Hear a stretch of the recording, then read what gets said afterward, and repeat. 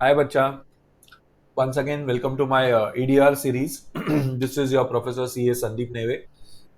And we start with the very important topic, that is investment decisions. Yeah, before that, if you're watching this video for the first time, if you have come across this video for the first time, let me tell you, this is EDR, everyday revision. It's basically to bridge the time gap between when the time you learn the topic and the time you sit for revision. In between, you tend to forget the concepts, and you need that small helping hand, a little help where, sir, somebody quickly revise the concepts and I'll start with the questions. And there I am, your friend, your mentor, your guide, your teacher. And so I request you all that please follow my channel, subscribe it, and do share with all your friends doing CA so that everybody gets the benefit of this. So, yes, people, the aim is to keep the videos very short, quickly go through the basic concepts. So, let's start with it. Investment decisions, also known as capital budgeting decisions, which are the basically decisions related to what? Capital expenditure. So what is the speciality of the capital expenditure decisions, people? They are non-recurring, they involve huge amount.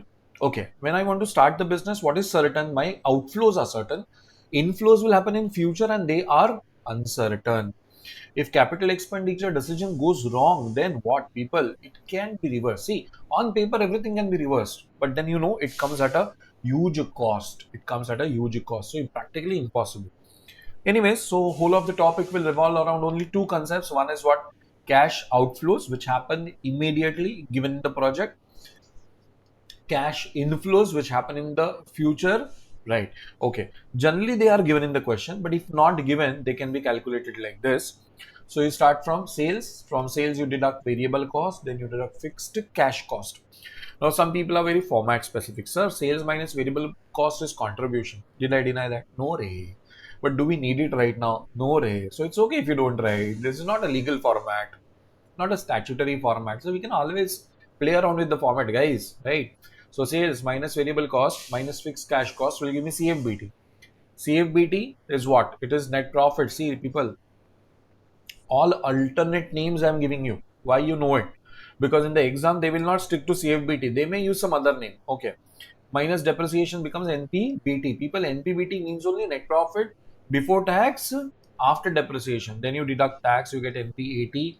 You add back depreciation, you get CFAT, cash flows after tax. Cash inflows, very important. People, sometimes in the exam they use these words: net profits after tax but before depreciation. I mean, that's what we want. We want cash inflows. Okay. We have to learn total 7 methods. No waste of time. Let's come to payback period.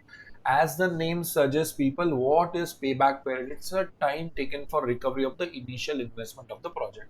So, say you invest 2 lakh and you expect a cash inflow of 50,000 per annum. So, how many years, people? 4 years. So simple. Acha, sir, what if the cash inflows are not constant? Doesn't matter, people. If the cash inflows are not constant, you can simply go like this. You can do the accumulation and find out the recovery is happening between year 2 and year 3, and then you can take a proportionate amount. Correct. Very simple decision rules. The project with the lowest payback period is to be selected. Acha, what are the problems with the method? It focuses too much on what? Cost recovery. Too much on cost recovery. It ignores what? Profitability, and it ignores time value of money. Important, people, with the MCQs coming into action now, we should remember what is payback reciprocal. It is annual CFAT divided by initial investment. It helps you to estimate IRR. See, in our question, we invested 2 lakh and we got a CFAT of 50,000. So how much is that? It's roughly 25% per year. ARR is the only method, people, which is based on what? Profitability. Seriously. Only method which is based on profits. So average impact upon average investments. Very simple. Decision rule. Select the project with highest ARR. Acha, problems? Yeah, it ignores cash flow. It ignores time value of money. So people, two methods we talked about: payback period, ARR, both ignore time value of money. So what precisely is time value of money? I'm very sure you know it, but it is good to revise. See, we consider few situations as we did in the class. T0, you receive 100. T0, you receive 110. You know that 110 is better, sir, bigger amount. T1, you receive 100. T1, you receive 110. Sir, we'll go with 110, sir, because obviously amount is bigger. But when in T0, you receive 100 and in T1, you receive 110, what is that, people? That is the time difference. Correct? You can't directly compare. What do you have to do? You have to convert them into one time frame. Right? So what is that? You convert T0 into T1. or you convert T1 into T0. So you conversion of present value into future value. That is what we call as compounding. So the formula is future value is equal to present value into 1 plus R raised to n. And if not, then you can always do discounting where the present value will be future value divided by 1 plus R raised to n. Correct? And then we know how to calculate all these values. Correct, people, and we know the we know the interpretation. That is very important. That what does this 0.909 means? That is approximately 91 paise is a present value of rupee 1 to be received after 1 year. Okay. With this, we are ready for the NPV, net present value. Very important method, people. It is PVCI minus what? PVCO. What is PVCI? Present value of cash inflows. And what is PVCO? Present value of cash outflows. So first we discuss PVCOs.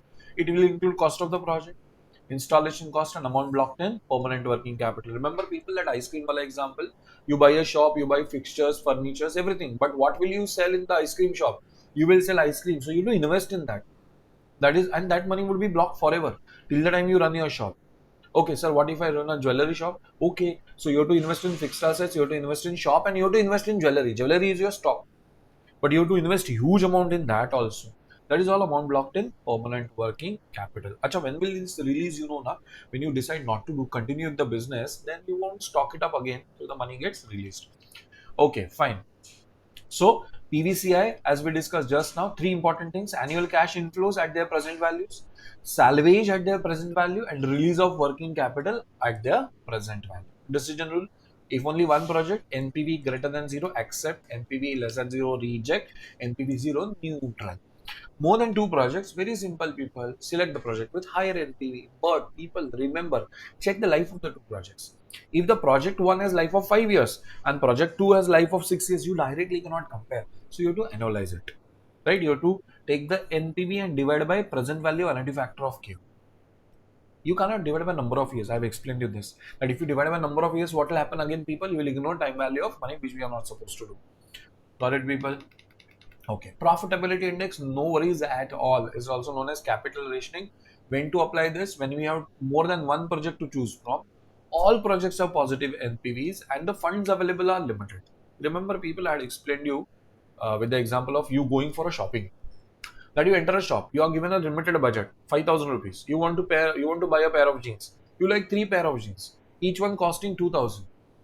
Total required amount is 6,000. You have 5,000. Then what you do? You to rank it and select the best one and come back home. Something very similar. You have many projects to do. Profitability index is all about that. You have many projects to do. All projects have positive NPV. So on paper, actually, you should be doing all the projects. But what is your problem? Your problem is that you have limited funds. So what to do? Rank it on the basis of efficiency. So you calculate profitability index PVCI upon PVCO. Got it? Okay. Remember, people, NPV is PVCI minus PVCO. So it's just a random number, or you can say absolute number, wherein profitability index is a ratio. Okay. Fine. Let's talk about IRR.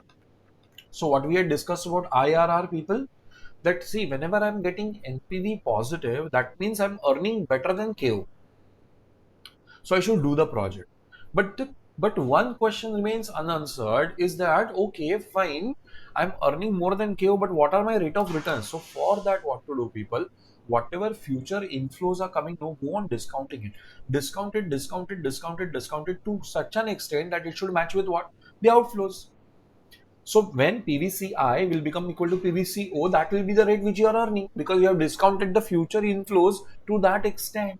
And how we do it? You know that we do it by trial error method, right, people?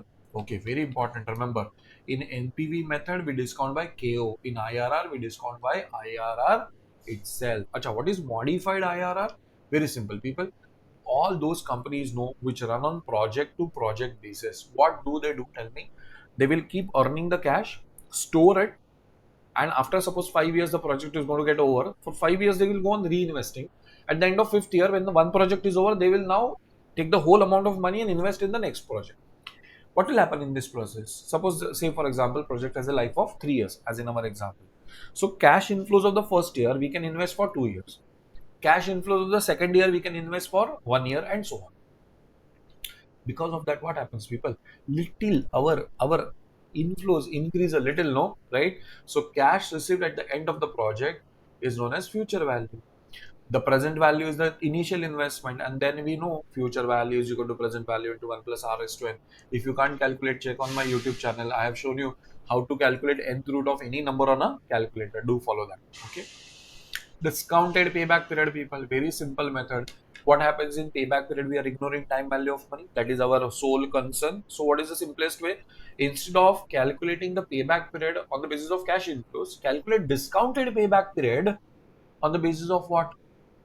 PVCI is very simple. Process is similar. Just instead of working on cash inflows, you work on PVCI, present value of cash inflows. Correct, people? This was a very quick revision of all the methods. People, hope you have remembered all the concepts now. And once again, I will urge you, watch these videos before you start a full-fledged revision. These videos are meant for that. These videos are not meant for learning the concepts. This is basically whatever you have learned earlier, and if you have forgotten in between, that the same thing. Your syllabus is over. Say, for example, your syllabus is over at classes. You have exams after 3 months, and in between you have to revise the topic. And the topic has happened 5-6 months before, and like you're like, somebody should just help me with a small revision and quickly go and get back. There, that's what the purpose is. Okay, so EDRs is it's basically you can quickly in 15-20 minutes you can refer one topic and start your own revision. Right, people? As a earnest request, share with your friends. Let everybody gain benefit from this. Thank you very much. All the best, guys. Wish you best luck.